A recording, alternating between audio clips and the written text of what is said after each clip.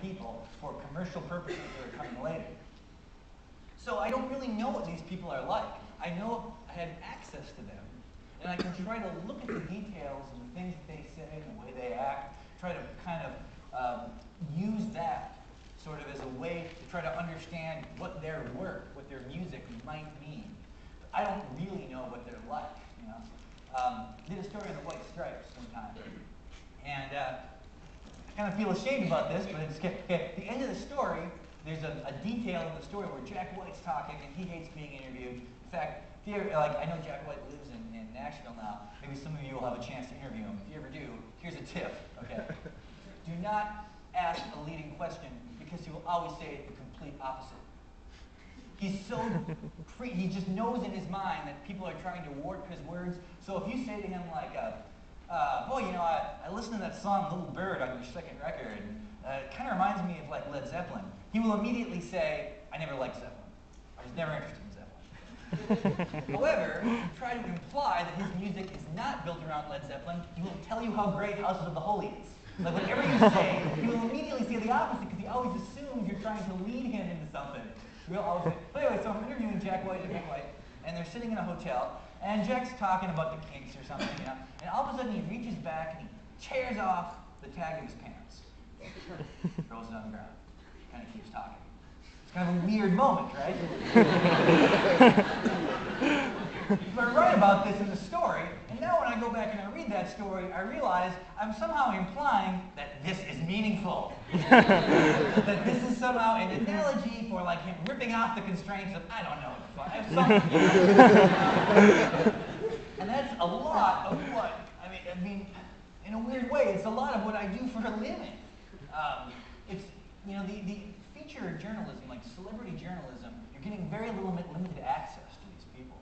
So what you're really trying to do, like the best profile writers, are actually the people who can construct the most reality, who can take a very small event and sort of see it as something that could theoretically be, you know, an explanation for why they do what they do.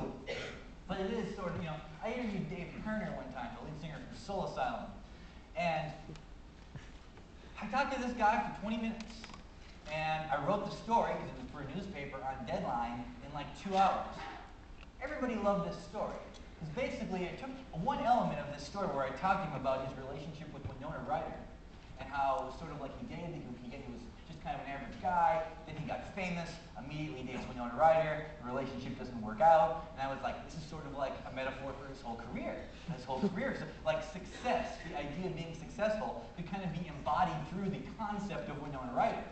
I write this story, people love this story, you know? They love it, like I got so much attention to the story, and then I think back on it, I was like, basically, I did make something up. I talked to a guy about Winona Ryder, and I assumed that it had this meaning that was interesting to me, but might not be part of reality. It's part of the reason why, as I've gotten older, I'm much less willing to really do journalism anymore in that way, to do celebrity journalism, because I realize we're all sort of part of this same machine. We're all kind of perpetuating these ideas about people that really say a lot more about the audience than the artist. You know, maybe, I'm starting to conclude that maybe the best way to understand an artist is not through talking to them, just through listening to their music, or just through looking at their films, and just thinking really hard about it, you know, and kind of taking the element of personality out, because personality is just sort of ephemeral, it's tangible. Another thing, so some people want, but if you want to talk about celebrities, that's fine. I'll talk about any celebrity you want.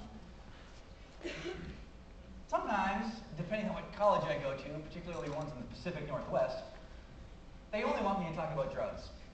That's all they're interested in. You know? And I've written about drugs in my books, you know, so I suppose that's part.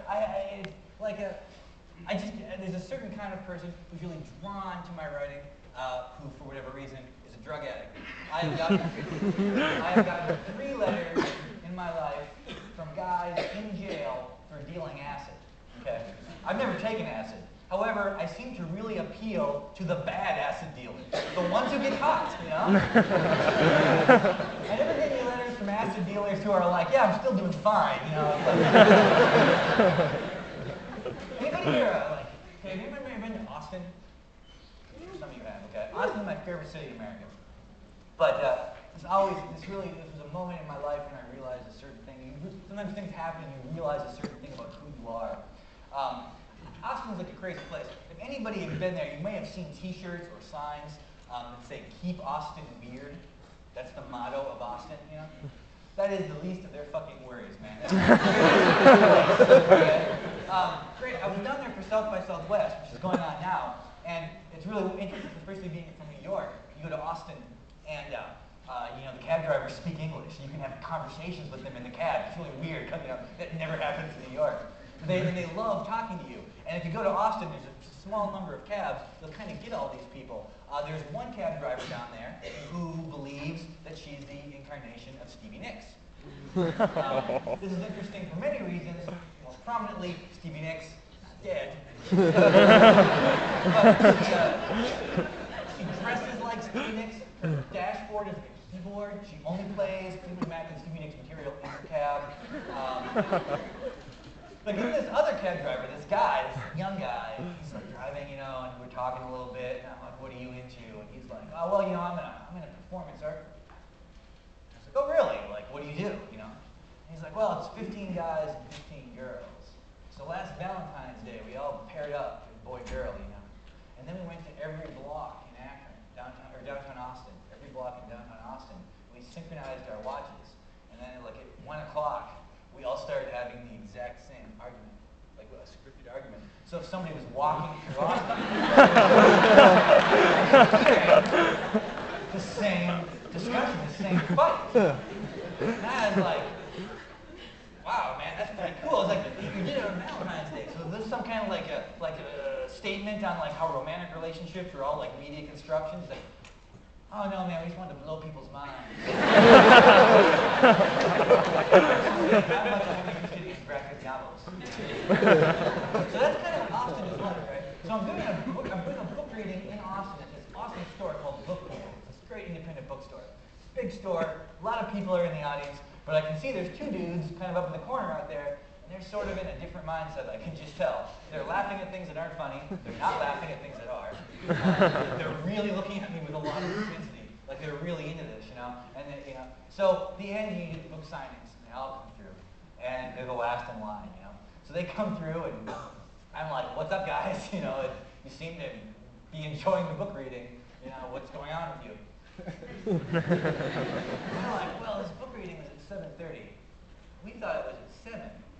So we got here at 10 to 7 and we didn't know what to do. So we went out in the car and took acid. So that's when I really concluded, I'm not a literary author. This does not happen to Salman Rushdie. People come to a book reading and they're early, okay? And they're outside of a bookstore, right? A pretty good place to kill time. It's like the library without homeless people, right?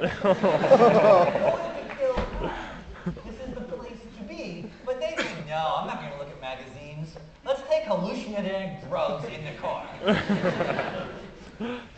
So if you want to talk about that stuff, that's fine. Now, I suppose the main reason some of you are here is because the way these talks are pitched by my speaking agency is Life Through the Prism of Popular Culture. I did not come up with this title, although I do like prisms. So very often people ask me, like, what does that mean? For a long time, it was really hard for me to answer that question because I didn't come up with a title. I didn't know what it meant, but I kind of think it over, you know? I have found that the words pop culture now are more present than they've ever been in society. You see it all the time. You see it in the daily newspaper. You see it on TV. If you try to get a job in any field, very often they will say, like, we'd like to bring a culture, a pop culture element to, you know, the selling of this bread or whatever. You know, like everybody's obsessed with pop culture, and yet, for whatever reason, it tends to have a negative, pejorative meaning in everyday dialogue. For example, someone will come up to me sometimes and they'll be like, oh, or maybe it happens to you. They'll be like, oh man, you gotta meet my friend Brenda. You'll love her. You know, she's really into pop culture, okay? What they're kind of saying is like, you gotta meet my friend Brenda. She like listens to Kelly Clarkson, watches the Real World World News Challenge, and like likes the worst of everything. People seem to think somehow by saying popular culture, you're inherently saying this is something that is only important because consumers like it. And that the difference between, say, you know, Taylor Swift